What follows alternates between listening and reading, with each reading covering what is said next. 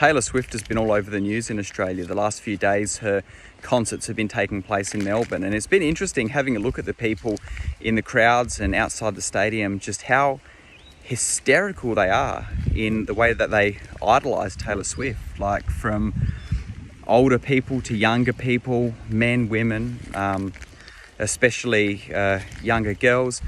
And it's just incredible. Like, these people are just so emotional, they're just so attached, they're just so just absolutely besides themselves at being at these concerts. And it just makes me think to myself, like, it's just crazy how someone can be idolized so much by so many people. Like, it really shows that there is this absolute craving in the human heart for something ethereal, something outside of the material, something that is just touching people at a certain level, giving them an emotion, an experience, a belonging, seeing something in a person that they maybe want for themselves or that inspires them.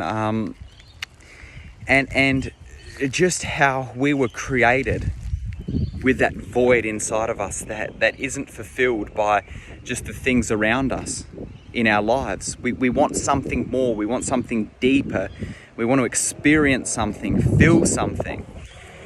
And a lot of people will do that through either singers like this, or sports players and teams, and whatever else it might be, movie series that they just find they identify with so deeply, and it becomes like a religious devotion.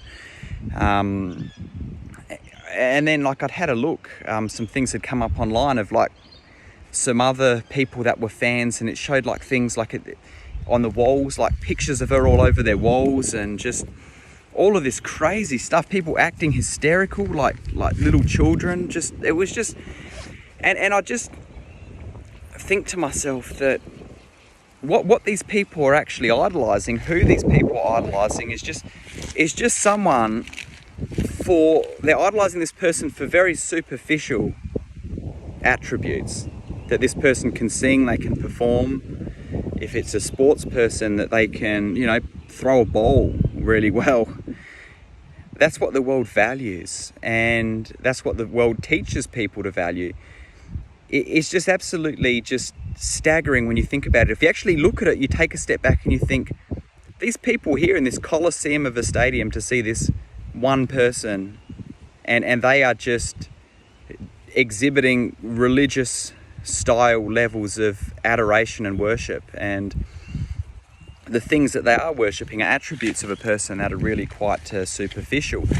You don't see people really worshiping, you don't see people really admiring and spending all of their time putting up posters and wearing t-shirts and thinking about people that have helped the poor, or people that have showed humility, or that have sacrificed their lives for other people. It's you don't see that. The things that people value in other people are very superficial, and the world has trained us to be this way.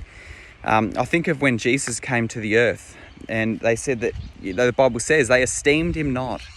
The very Son of God, God himself, the creator of all of these things, came to earth, and they esteemed him not. They thought nothing of him. They overlooked him. They passed him by. And this is what the world is doing with him right now. This is what the world is doing with truth. They are passing it by, and they're exchanging it for entertainment. They're exchanging it for these very superficial things that are giving them a certain emotion and a feeling. But at the end of the day, it does just leave you empty. It doesn't fill that void. When you've got the excitement of one concert, you need the next concert. When you've got the excitement of one album, you're waiting for the next album to come out. Jesus Christ is the only one who truly satisfies, because he made us for himself. He is the bread of life, that when we eat of it, we do not hunger. He's the living waters, that when we drink of him, we do not thirst.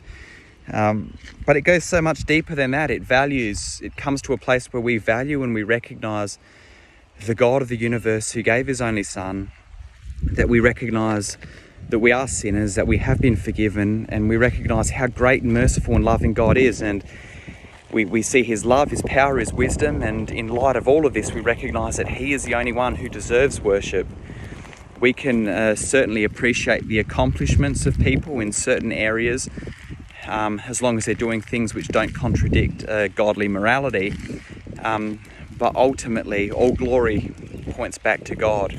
And it's just crazy how people can esteem not the God of the universe who created all of this, and much, much more, yet hold in regard his creation and worship it with undying passion and zeal.